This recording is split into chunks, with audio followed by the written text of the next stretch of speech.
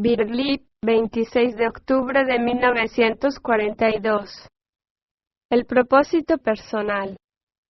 Todos comprendemos lo que significa un propósito en la vida. Nos procura una dirección. Sin propósito nos asemejamos a barcos que van a la deriva, no vamos a parte alguna.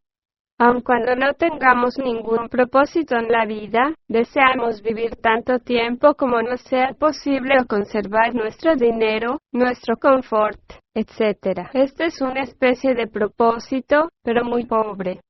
No nos lleva a sitio alguno y solo nos mantiene aferrados a lo que tenemos. Pero podemos desear también un empleo definido o pasar un examen, y entonces tenemos en la vida un propósito y una dirección definidos. Vemos entonces que es preciso hacer sacrificios, desechar todo lo que es inútil y concentrarnos en lo que es útil para cumplir ese propósito en la vida. Nuestro propósito en el trabajo es similar en algunos puntos a un propósito en la vida. Se puede compararlos hasta cierto punto, pero en realidad el propósito en el trabajo no es exactamente lo mismo, porque es un propósito en una diferente dirección de la vida, y en cierto modo va en contra de la vida. Esta noche nos referiremos al propósito personal, en el sentido del trabajo, sobre el ser. La definición más general de lo que significa el propósito en el sentido del trabajo es que es preciso oír lo que el trabajo enseña y hacer lo que dice. El propósito en el trabajo está siempre conectado con el acto de recuerdo de sí. Ello se debe a que, en el estado de recuerdo de sí, un hombre puede ser ayuda que no puede llegarle en el estado ordinario de conciencia.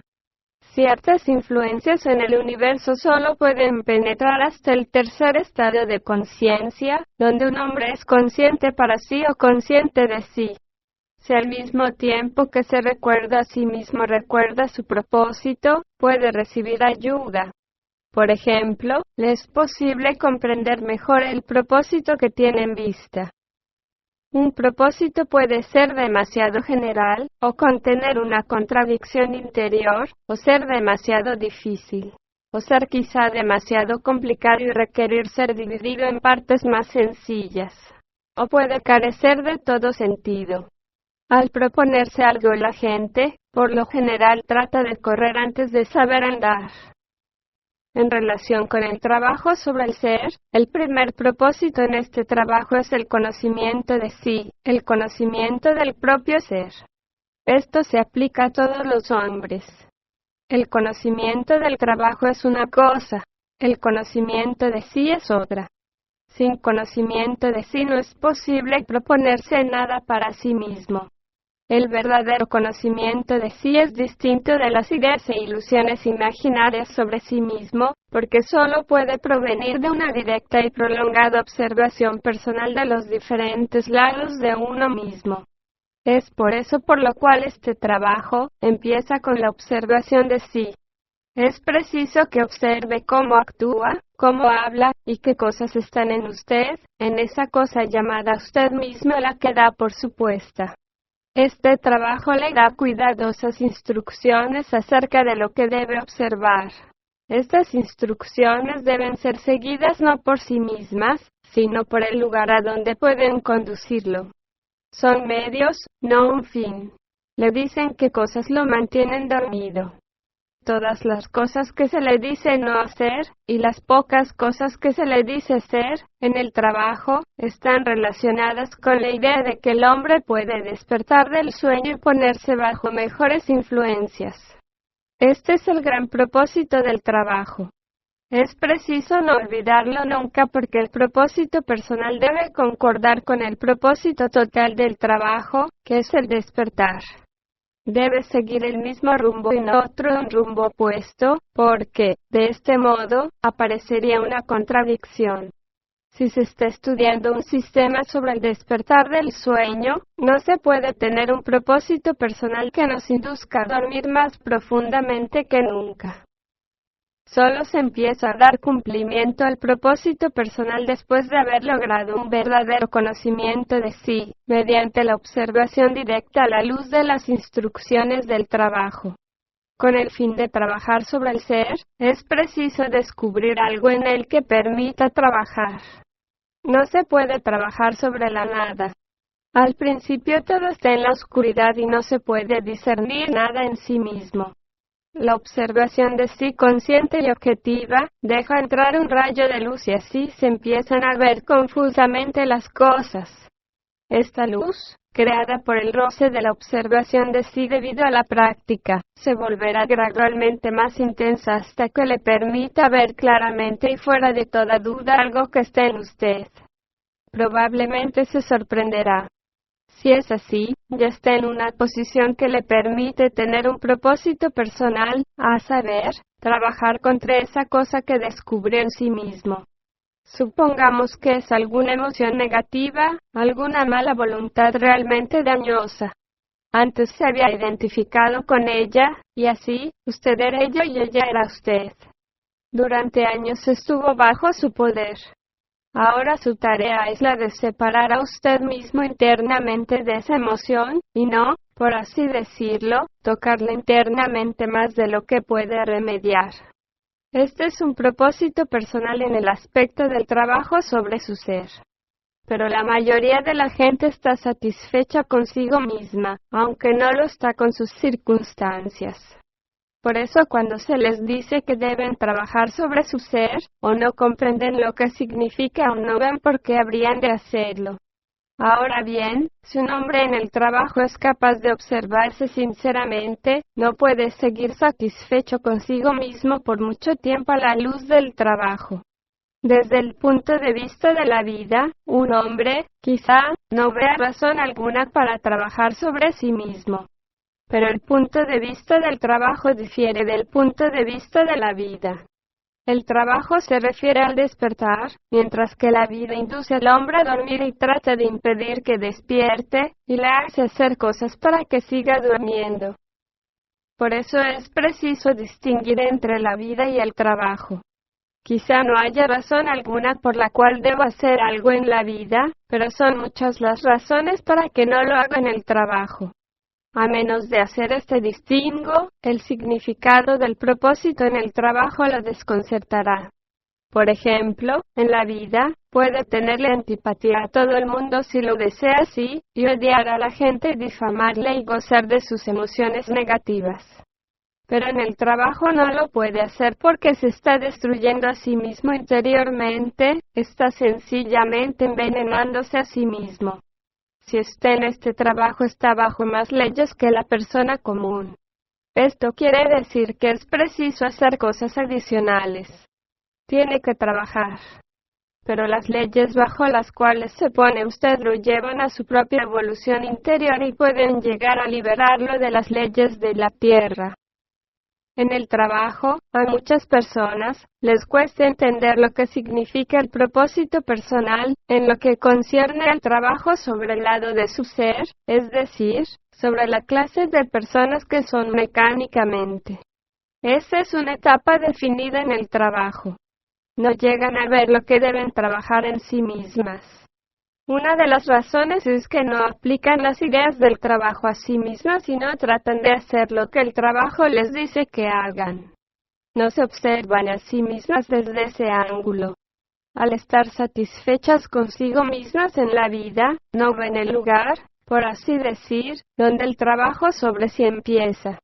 No se valoran a sí mismas a causa de lo que el trabajo dice, sino debido a normas de vida. Pero las normas del trabajo son por completo diferentes de las normas de vida. Se puede tener razón en la vida pero equivocarse por completo en el trabajo. Por eso es necesario comprender que el trabajo es una nueva forma de pensar.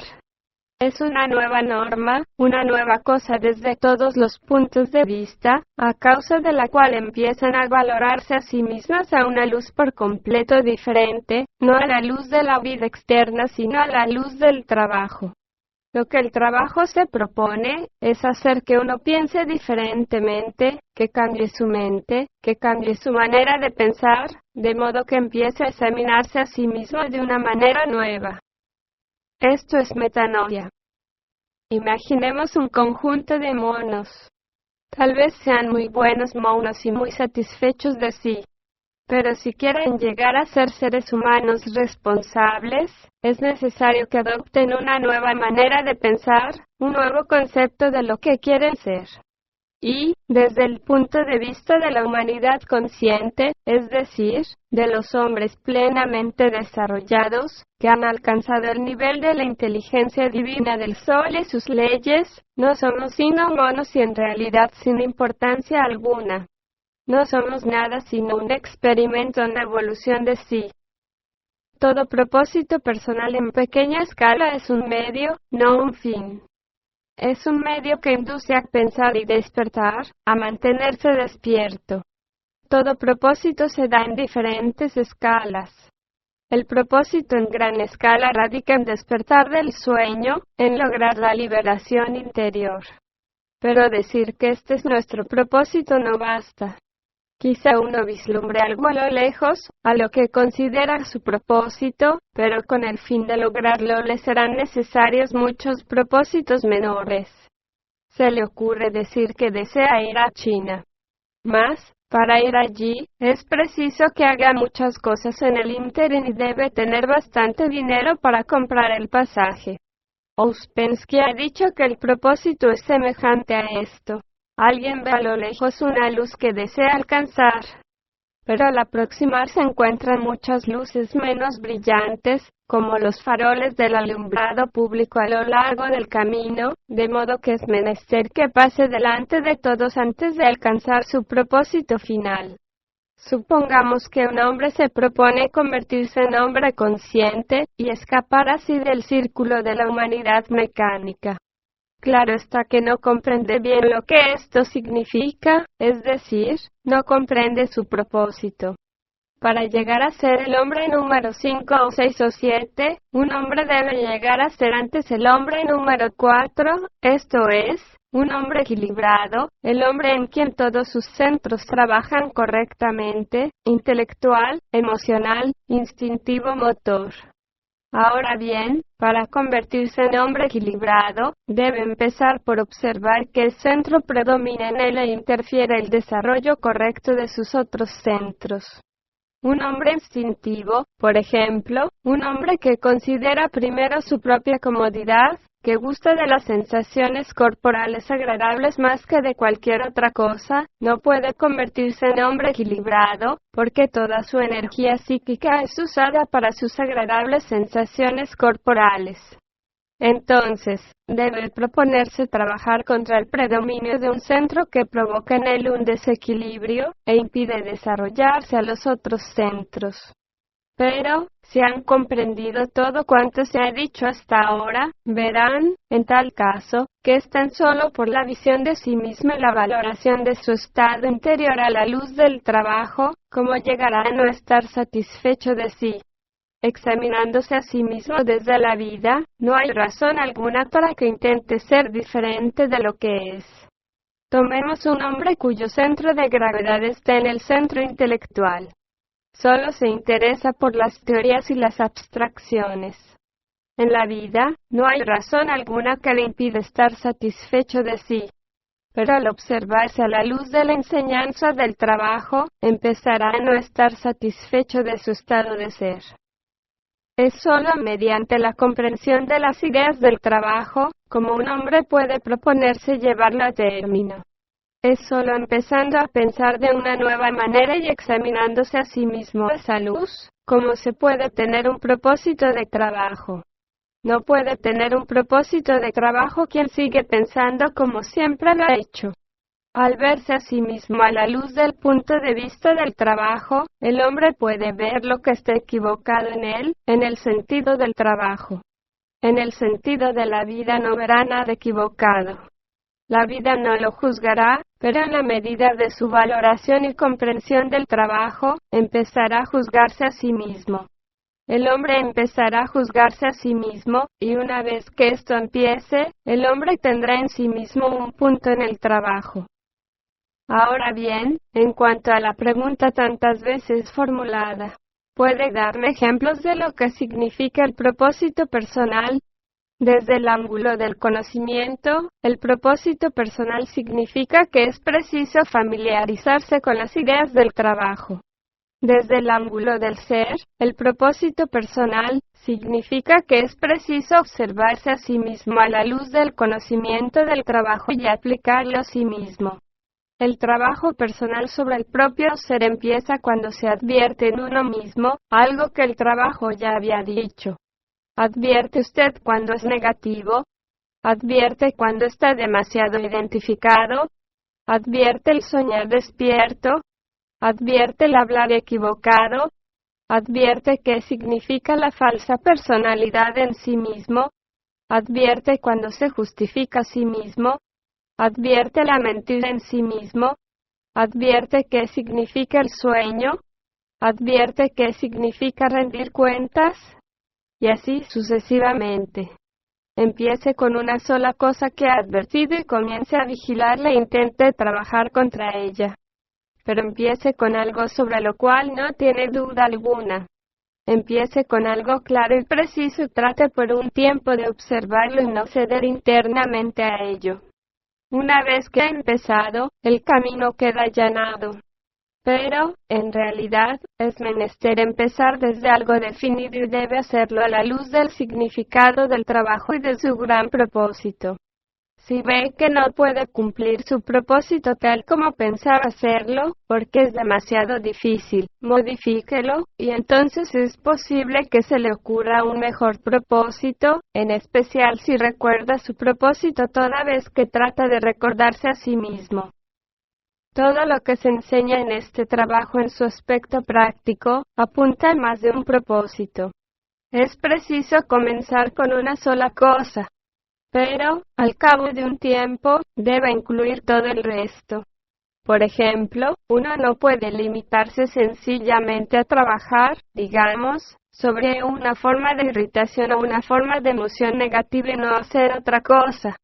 Si empieza realmente a trabajar sobre su ser, centrando el trabajo en un solo punto, verá que es necesario hacer todas las demás cosas con el fin de cumplir su propósito.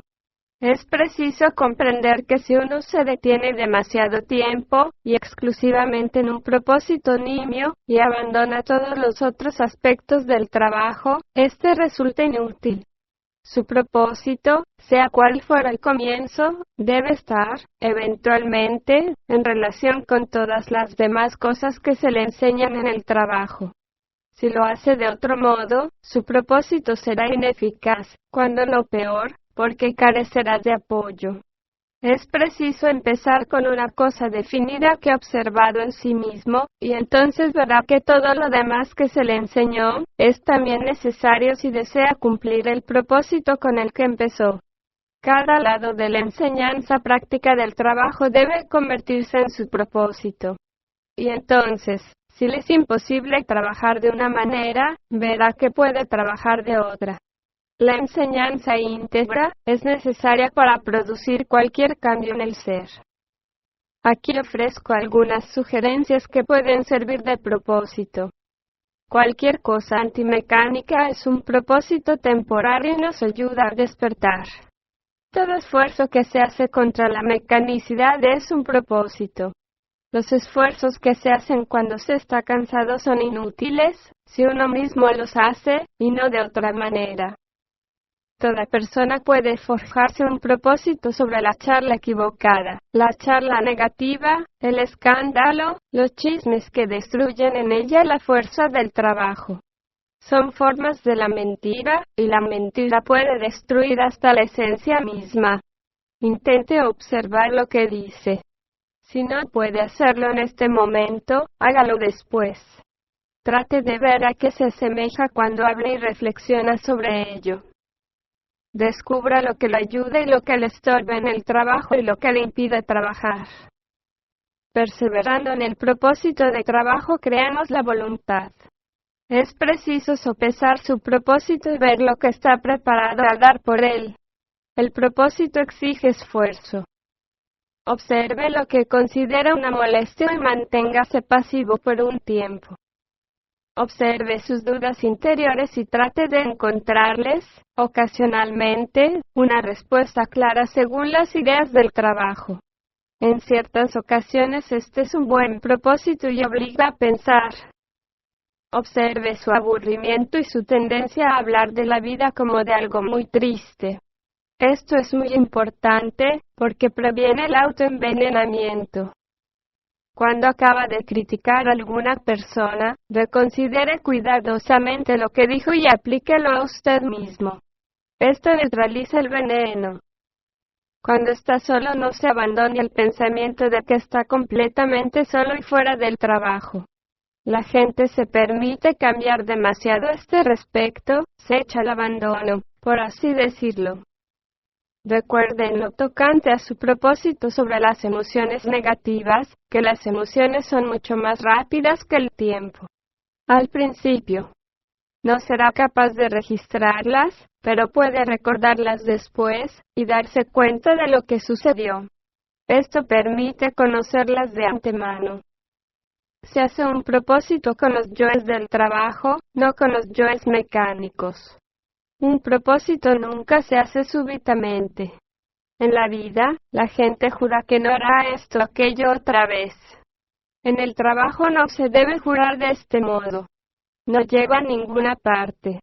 El propósito se hace conscientemente, con discernimiento, después de una larga observación, con miras de comprender aquello que induce a dormir y aquello que ayuda a mantenerse despierto. Finalmente, es preciso recordar que, en este trabajo, todo propósito consiste en el desarrollo de todas las partes de los centros. Esto significa que es necesario vencer la ignorancia y llegar a conocer todas las ramas posibles del conocimiento y estudio que existen en la vida, porque cada una desarrolla alguna parte particular de un centro. Si se lo hace a la luz del significado del trabajo, comprendiendo su necesidad, ayuda a despertar. Pero, si se hace desde el punto de vista de la vida, con el fin de superar a otras personas, de rivalizar con otras personas, todo lo que se haga será inútil. Y porque otras personas sepan más que uno sobre algún tema o arte, no hay que creer que es inútil aprenderlo. La característica de este trabajo es el desarrollo de sí mismo en todos los aspectos, y si otra persona hace algo mejor, no tiene la menor importancia.